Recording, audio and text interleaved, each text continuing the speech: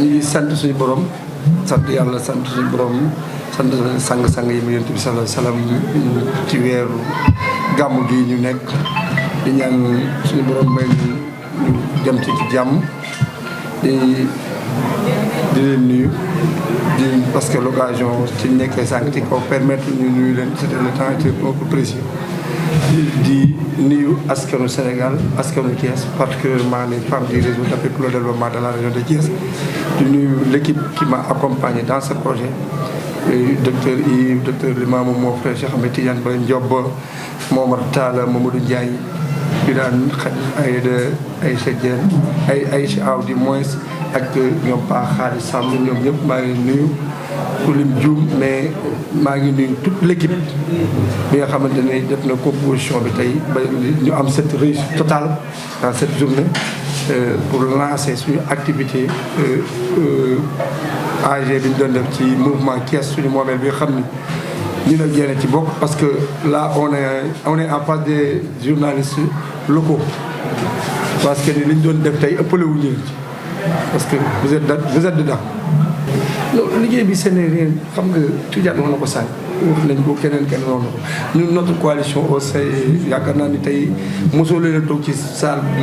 benn mouvement di déclenché tax amoo leen aperçu fi mu jëm wala moom waxul fi mu jëm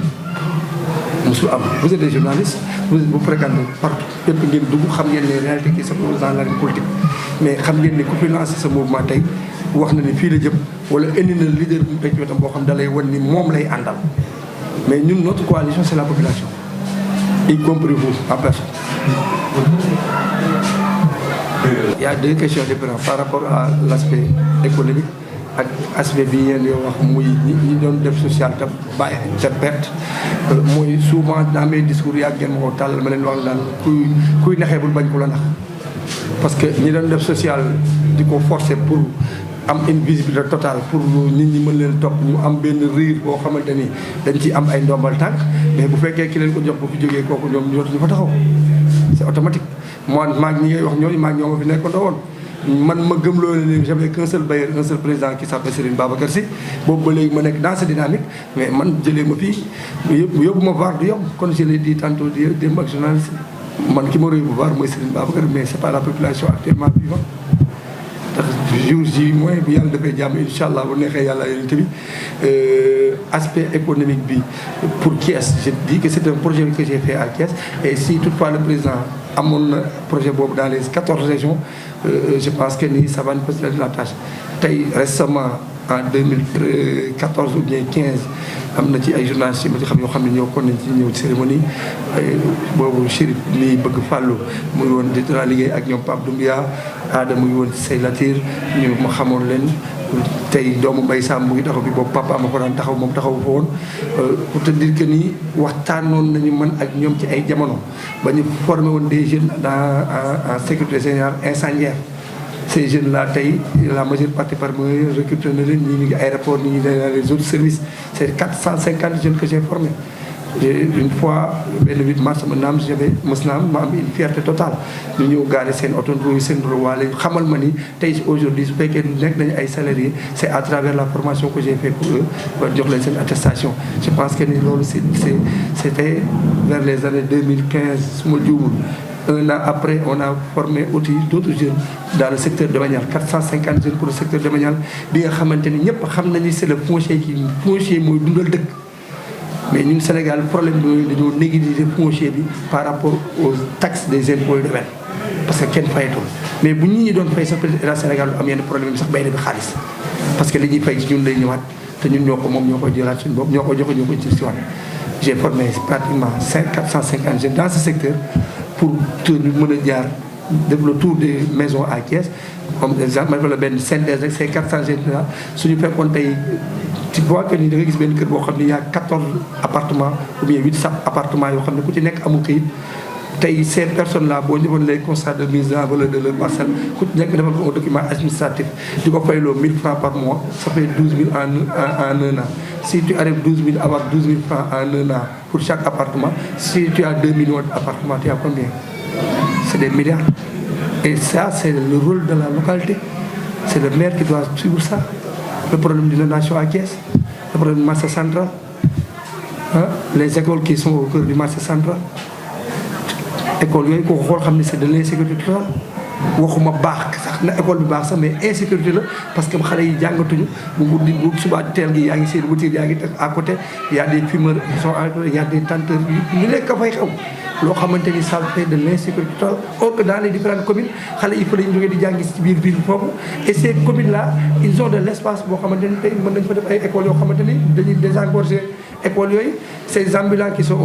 au nombre de 3400 et quelques nga mën leen a insérer dans ces centres dans ces écoles là mu nekk loo xamante ni au lieu ñuy fay ay juuti tu leur donnes des espaces chacun paye 17 000 francs à la fin du mois si tu as 3400 y compris les jeunes commerçants si chacun paye 17 500 tu te retrouves minimum à la fin du mois 750 millions et ce moment là est-ce que mairie Thiès dina soxlaati tey état Sénégal wala partenaire parce que boobaa nous on sera notre partenaire c'est pourquoi aujourd'hui ma devise ma ni ma coalition c'est la population thiessoise parce que li ma bëgg suba pour mu sotti thiessois yi ñoo koy cotiser dafa doo ko ensemble pour la réussite de service. ci wàllu assainissement gis nañ ne Thiès dafa raflé ci wàllu infrastructure. Thiès bu ko xam ay tali yu dégradé bu ko xam ci inondation bu tawee ba pare loolu kenn du mën a jàpp en tant que Habib Kane futur maire de Thiès lan ngay andi Thiès waaye. C'est un programme que j'ai écrit depuis longtemps. Le problème de Thiès, l'inondation de Thiès vient de Kissane. Parce que Thiéwo, après Kissane, il y a un village qui s'appelle Thiéwo. Thiéwo dafa nekk ci kaw montagne. Souvent ndox mi fa lay ëppee te ndox mi bu ñëwee da doon jaar Kissane. Bi muy jaar Kissane ba ëpp doole en 2009 on a créé un bassin de rotation à Kissane qui fait 1200 mètres cubes d'eau sur 800 mètres sous réserve. Ba ñu demee en 2000 quelques années après 2009 après la réserve boobu fees dell depuis lors on a vu que ni ndox mi day traverser bassin de rotation bu bassin bu Kissane bi di wàcc parce que après Kissane y a Sangué c'est des montagnes Kissane après Kissane y a Sangué après Sangué y a Momboy après Momboy y a Kër Baara Pël Kër Baara Kéré après y a Kër Baara Pël boo génnee Kër Baara Pël yaa ngi génn Kër Massamba Gueye soo génnee Kër Massamba Gueye yaa ngi ñëw Parcelles boo ñëwee ba Parcelles ndox mi bu ñëwee gis nga amatul mu jaar parce que ndox mi du taa Parcelles du taa mais da gis ndox mi day jàll dina ñëw ba hôpital régional jàll noonu sali karo jàll ba ñëw ba ci miiru hôpital régional ci morgue bi tu vois que ni foofu la am regard bi nga xamante ni moom moo doon recevoir ndox mi de décentraliser ndox mi muy jaar ñaari vannes yi ba regard boobu moom problème ba tey ñu ni buy sombeel murit ga yoonu ndox la non buy sombeel murit ga mosul nekk yoonu ndox parce que ndox mi fi mu doon jaar di ko romb moo ko jaartul moo tax boo xoolee ci miiru morgue bi net regard bi fa nekk bu nawet jotee day mel ni genre jet d'eau ndox bi day dal ci kaw di jóg bu jógee moom mooy jaar ci biiru morgue bi xotti tali bi daal dugg biir buy sombeel jaar murit ga une partie beneen partie bi moo ñëw ba ànd Sëñ Fallou bu ñëwee ba ànd Sëñ Fallou wër giratoire bi daal di jël yoonu baaru leyti bi bii jël yoonu buntu depot bi bii jël yoonu xabru bi ñu daal di tase bii jël yoonu commandage baaru leyti moom mooy ñëw ba joar ginnaaw aw baaru leyti aw ci ginnaaw noonu jaar yoonu tribunal traversé biir tribunal bi noonu jaar mbedd sapeur pompier bi jaar kër Garmi Fall daal di génn bii ci des nii mooy traversé dem ba une partie dem ba boori marché mu sant ci station bu yàqu bi continuer mbartal gi lii di mën a jàdd à gauche jël yoonu sapeur leneen di continuer dem ba angle mël daal di dem tuppaleen daal di génne coppe daal di génne di fukki buntu fekk fi docteur Ndiaye nekk c'est-à-dire ndox mi yëpp benn trajet lay topp boo xam ne ni descente lépp loo seetlu leen yoon rek descente lay topp te boo xoolee tali li tax ñu yàqu gasoil du baal tali te ñun oto yi Sénégal oto yëpp dañuy sànni gasoil bu waddee ci kaw tali bi mën na ci nekk ci kawam di ci dund nawet bu ko ca fekkee ndox mi acide la day dugg ci biir bu duggee ci biir da koy ubbi c'est pourquoi loolu bi Babacar Diop di defar tali di nekk su ma juumul wetu kër Siré Dia waa Aiglon moi j'étais là-bas et j'étais présent et souvent liy dal loolu mooy li tax ñu naan Eiffage entreprise du Sénégal Eiffage moo ci ëpp ful la parce que Eiffage du jaaxaanewul liggéeyam parce que day bëgg toujours dans le travail les bureaux de contrôle s'impliquent di leen imposer le contrôle qu'il faut bi ñuy commencé travaux yi j'étais là-bas tali du ay ñëw rek def dégradé daal di teg xëy na nag moom lañ jàng moo tax ñu mën ci wax mais tali bu koy defar il faut nga dem ba ci fuuy bi boo jógee ci fuuy bi ci ngay doog a def nag daal di boo paree ci fuuy bi ci ngay daal di commencé nag les autres étapes ay étapes la boo defee fuuy ba pare boo paree da nga war a def fondation soo defee fondation boo pare da nga war a def sol ciment ci kaw fondation bi soo defee sol ciment ci kawam da nga war a def imprégnation bi sable ko pour mu am un col boobu nag moo lay permettre bu ñu koy nettoyer pour mu set nga daal di ji doog a mën rek bitimaat ko daal ci teg sa arabé boo dee sa arrêt bi fini léegi nag foofu la tali bi taxawee parce que li ci suuf dee na ba pare il faut mu dundaat pour mën a téye li ci kaw mais bu fekkee da ngaa ñëw rek dajji li ci kaw xoos rek tegaat ko am 15 25 xam nga 15 25 ñun dañu koy diggée ni tali 13 25 c'est pas prévoir ñu ko ci tali ci biir dëkk 15 25 dañu ko prévoir ay zone d'inondation yu mag tubaab yi bi ñu njëkk fii liggéey bu njëkk pourquoi ñu def boo xoolee tey tali chemin de fer yi ni mel noonu ñu génn fi nga gis xeer yu mag yi ñuy wax ay 15 25 parce que auparavant loolu amoon avec la nouvelle technologie ñu dem ba andi ay machines yoo xam ni day tas yeneen xeer yi ñu mën ci am 15 25 01 03 08 et cetera et cetera moo tax tey problème inondation ay Thiès pour régler ce problème c'est pas diable mais il faut des raccordements mënuñ suñu ko d'abord mais on va avoir des raccordements parce que bi ma lay wax noonu suñ ko ubbi woon tey bi nekk hôpital régional ubbi ko de la gauche vers la droite ou bien de la gauche ak la ligne continue day joindre tey place à place et je demande tout souvent xaw ma ndax yéen xam ngeen dara wala déet est-ce que xam ngeen yéen Thiès ñi fi nekk yéen ñi fi nekk journaliste taxaw di ma jàkkaarloo ma est-ce que xam ngeen Mikalaan lan moo fa nekk. waaw kon da ngeen may poser question balaa njëriñ ko. canal bi jëm base bi jaar gouvernance. Mikalaan fii G2 bi nekkoon lan la exactement. non du canal Mikalaan li fa nekk bassin de rotation la. bassin la benn bassin de réception la day réceptionner di centraliser maanaam ndox miy jógee ci canal bi traversé ni auparavant lorsqu'on était jeune da daan jaar ñun bu ñu nekkee xale dañu daan dem kër Alaaji Baara ci buntu kër gi di foofu di football ci biir dañu daan soit sama yaay daf lay yow Serif suñu yaay la lay yónni marché man sama yaay yónni ma marché ñu ànd ñu déparé foofu may nga yëg ci kaw daw man ma dugg ci canal bi daw ñu tase marché te boobu dañu daan traversé Mikalaan te Mikalaan en 82 83 su daan ndox mi bu daan salté dañuy ubbi G bi ci suuf dañu koy ubbi ndox mi surux daal dem kenn mosu koo débouché. li ngay wax ni est-ce que l'actuel maire xam na loolu. peut-être war na ko mën na ko bañ a xam ndax mën na ko bañ a xam parce que xam nga souvent nekk Thiès waa ça veut dire que tu n'as pas grandi à Thiès xam nga tey man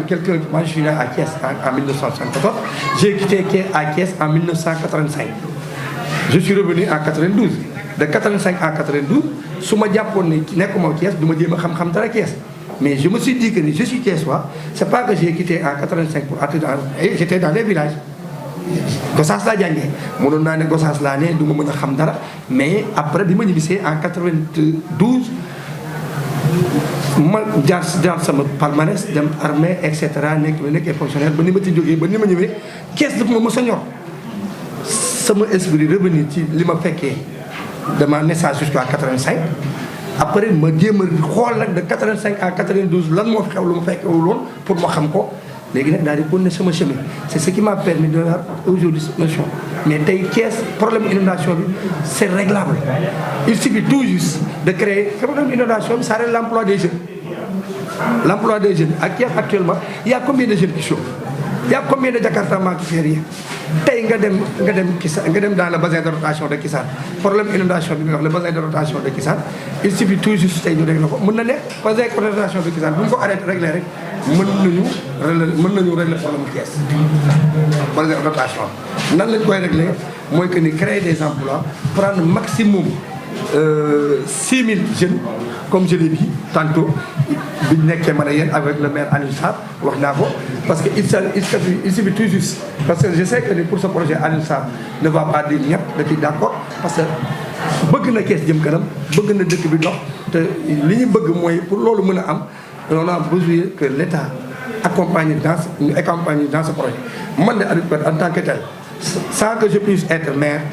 si l'État du Sénégal le président de la République donne son avis favorable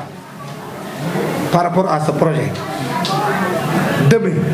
si j'arrive à avoir l'avis favorable du président de la République durant 3 mois en début d'année scolaire je pense que ni s'il y a l'entrée des classes pour les élèves il y aura l'entrée de l'emploi pour les jeunes dans le projet de Kissane. bu terminé sëñ Habib xam nañ ni wax Habib Kane wax sëñ Babacar Sy tey candidat indépendant lay nekk wala dafa am ci parti boobu. donc si xam nga bu loolu mooy coalition bi rek ci nga jëmaat je pense que ni j'étais très clair ma coalition c'est la population. Serigne Babacar bi ngay indi nag man maa ko ci dugal parce que man maa gëm bu neexee yàlla yonent bi barki Serigne Babacar Sy damay gagné Babacar Diop. Tidiane Ba, je suis membre du mouvement Thiès Sunu Momel que dirige le président Habib Kane. Donc nous sommes retrouvés cet après-midi en assemblée générale pour marquer la rentrée politique du président Habib Kane et éventuellement annoncer sa candidature à la mairie de la ville de Thiès. Nous nous sommes retrouvés avec les femmes du Radar, le réseau d'appui pour la région de Thiès, donc un mouvement que coordonne le président Habib Kane et qu'il accompagne depuis pas mal d'années. Donc c'est un mouvement composé de dames qu'il accompagne, qu'il aide notamment pendant les fêtes religieuses, qu'il aide. En fait, l'Assemblée générale de cet après-midi avait comme objet des retrouvailles d'abord entre le président Habib Kane et sa base affective, qui sont les femmes de Thiès, et marquer également sa candidature à la tête de la mairie de ville. Donc nous nous sommes retrouvés pour ces événements. Donc le président Habib Kane sera candidat à la mairie de ville. Oui, effectivement, le président Habib Kane vient d'annoncer tout à l'heure sa candidature à la mairie de la ville de Thiès. Et quel est le message qu'il a lancé pour que les militants et sympathisants puissent adhérer à cette... Bon, c'est un message de rassemblement parce que c'est quelqu'un qui a un vécu politique, qui a un vécu social également, qui a aidé la ville de Thiès depuis pas mal d'années, comme je l'ai dit tantôt. Donc c'est un cri de cœur qu'il a lancé tout à l'heure parce que, en fait, pour qui connaît le président Habib Kane, c'est qu'il n'a aucune responsabilité étatique. Il n'est ni maire, ni ministre, ni député, mais c'est quelqu'un avec ses moyens personnels qui aide la population thiessoise. Et Thiès s'est dit qu'en fait, quelqu'un qui les aide avec ses moyens personnels, si demain il est porté à la tête de la ville de Thiès, donc il leur sera beaucoup plus utile. Est-ce que vous êtes conscient par rapport au travail qui vous attend sur le terrain? Quelle sera la stratégie à développer? Oui, comme le dit assez souvent le président Habib Kane, lui, sa coalition, c'est les populations de Thiès. Donc lui, il tend la main aux populations thiessoises qui sont les véritables décideurs, qui au soir de l'élection vont décider, et ce sont eux qui votent. Donc en fait, s'allier avec la population, c'est la meilleure méthode d'accéder à la tête de la ville de Thiès. Et pas mal de candidatures ont été déjà annoncées. Qu'est-ce que le président Habib Kane compte apporter de nouveau pour pouvoir coopter le vote des populations? Oui, du reste, c'est des candidatures tout à fait légitimes et c'est de leur plein droit parce qu'en tant que citoyen thiessois, c'est des gens qui ont le droit d'être candidats. Le président Habib Kane, comme je l'ai dit tantôt, lui, son leitmotiv, c'est le social. Chez lui, politique rime avec social. Quand on n'aide pas les populations, quand on ne leur est d'aucune utilité, on ne peut pas prétendre demain à leur suffrage. Donc c'est quelqu'un qui s'adosse sur le social, sur le vécu des populations thiessoises. Pour qui connaît le président Habib Kane, c'est que le président Habib Kane n'a qu'un seul objectif, c'est de répondre à la commande citoyenne. Et la commande citoyenne de nos jours, c'est le social. Et le président Habib Kane a les capacités nécessaires pour pouvoir rivaliser avec le maire actuel? Absolument, absolument. Je le taquine souvent en disant que le président Habib Kane, c'est une machine à projet. Donc c'est quelqu'un qui est porteur d'excellents projets, des projets novateurs pour la ville de Thiès. Le moment venu, nous exposerons notre feuille de la vision du président Habib Kane pour la mairie de ville. Votre dernier mot? Bon, vous remerciez d'abord vous de la presse et remercier également toutes les militantes et militants qui ont répondu massivement aujourd'hui à l'Assemblée générale du mouvement Thiès Sunu Momel et vous donnons rendez-vous très prochainement pour une grande mobilisation. C'est Dr Ibrahim Ivoire, je suis thiessois et je suis médecin à l'hôpital régional de Thiès. Voilà. J'apporte mon soutien à mon frère Habib Kane qui, comme nous le savons nous tous, il a beaucoup fait, il a fait un travail extraordinaire sur le plan social au niveau de la région de Thiès. Donc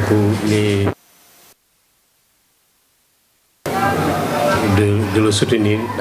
pour atteindre ses projets. Et que, comme je l'ai dit tout à l'heure, je le soutiens et je suis derrière lui. Beaucoup de candidats se sont déclarés aujourd'hui. Quel est le plus que vous comptez apporter aujourd'hui? Comme vous le savez tous, le frère Habib Kane, il dit que c'est le social. Avant, il a beaucoup travaillé comme je l'ai dit, sur le plan social. Il a organisé pas mal de journées de consultation gratuites pour les sujets âgés, pour les enfants, pour les personnes retraitées, pour les femmes. Et moi-même qui ici au niveau de l'hôpital régional de Thiès, chaque jour il m'apporte chaque jour il amène un patient. Chaque jour il amène un cas social au niveau de l'hôpital et qu'il me le confie. Donc c'est un homme social. Il y a celui qui fait beaucoup de social. Et vous savez que pendant les manifestations religieuses, là il est présent. Pendant